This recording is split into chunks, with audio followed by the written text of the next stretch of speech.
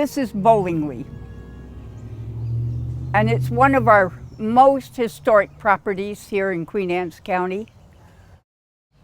Here in the 1740s, when it became our second mission station. The first one was across the little inlet at Blakeford.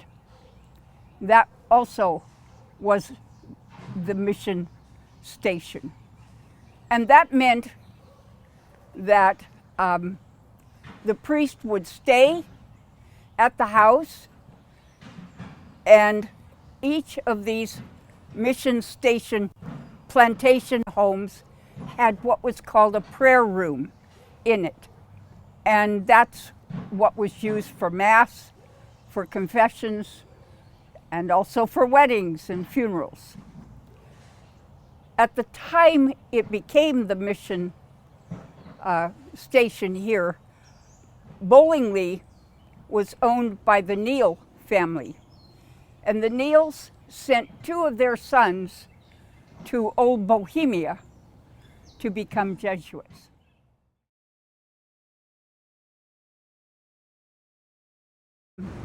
It became very difficult by the mid-1600s for Catholics to be able to fully profess their Catholic religion, and certainly not to practice it in the open.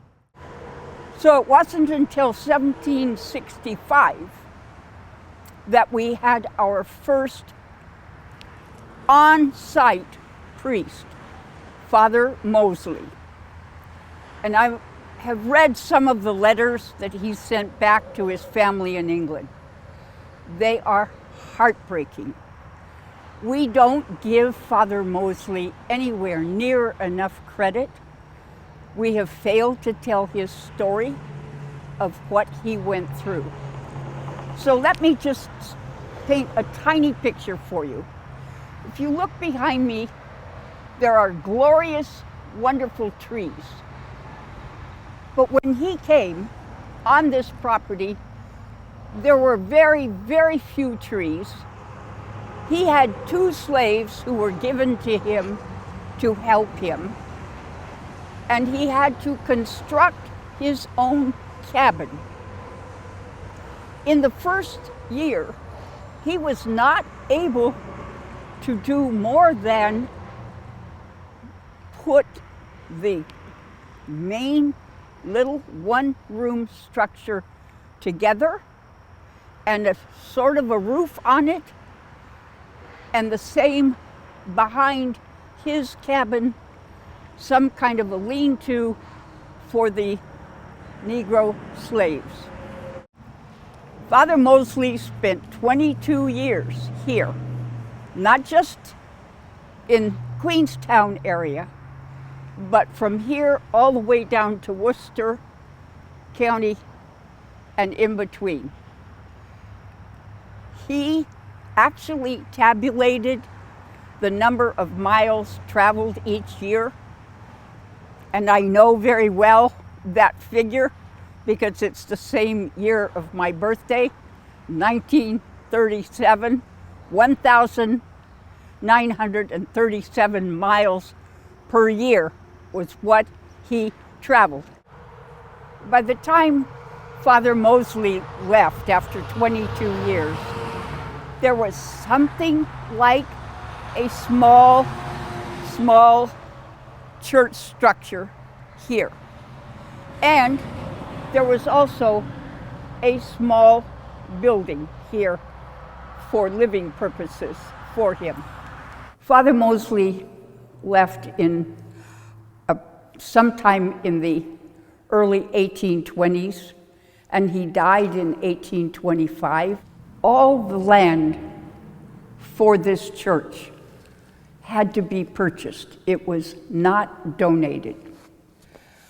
In the interim between Father Mosley and a priest named Father Monahan, in order to really make the church a sound building that could hold even the few people that the few pews held.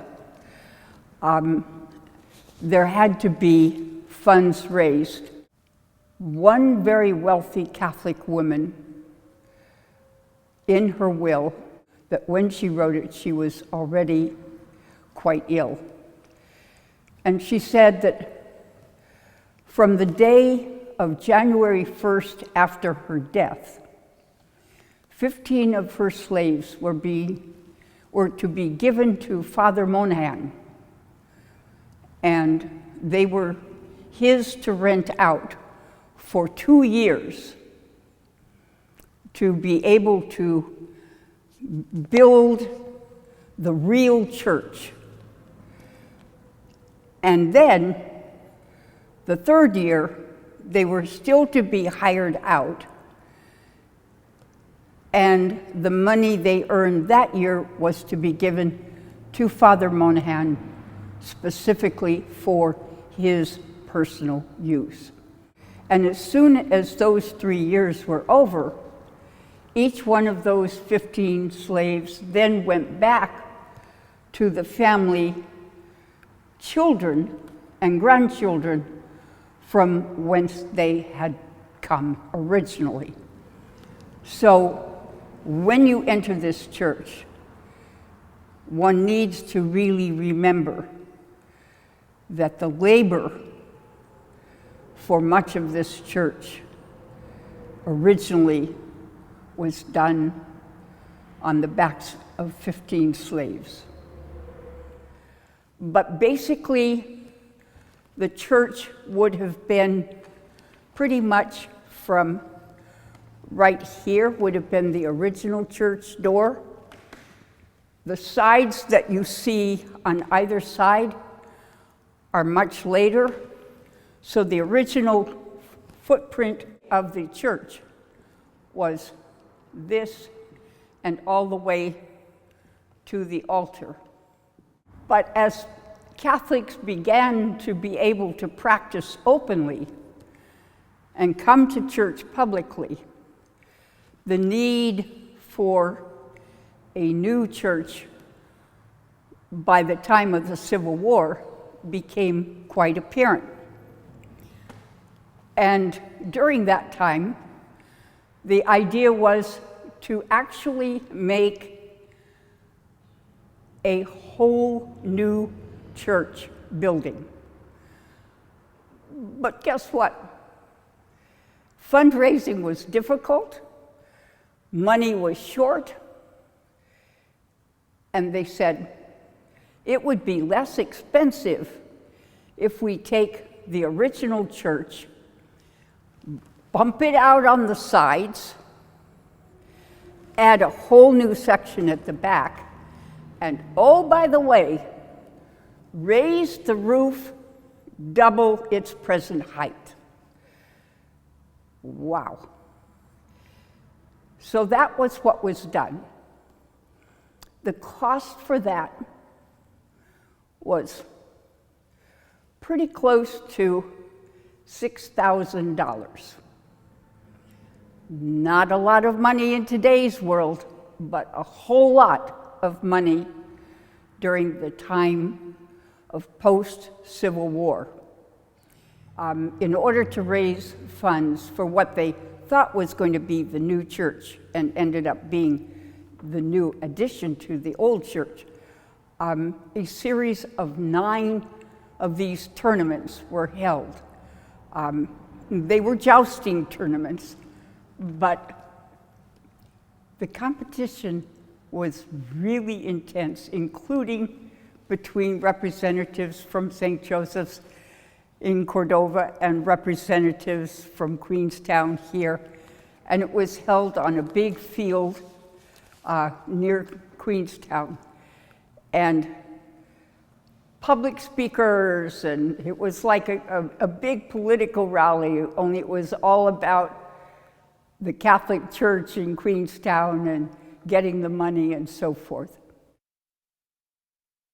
All of the glass that exists in today's church is the glass that was put in during the 1877 effort to expand the church.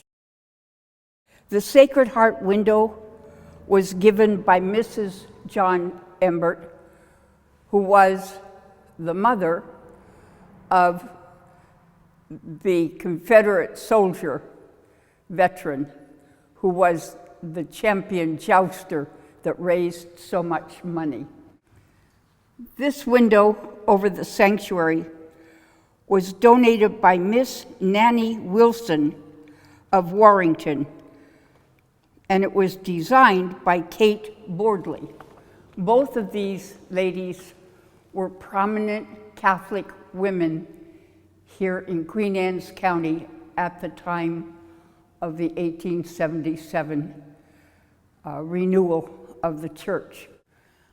We don't know much more about Nanny herself, but this property of the church abuts the Warrington property behind us. December 23rd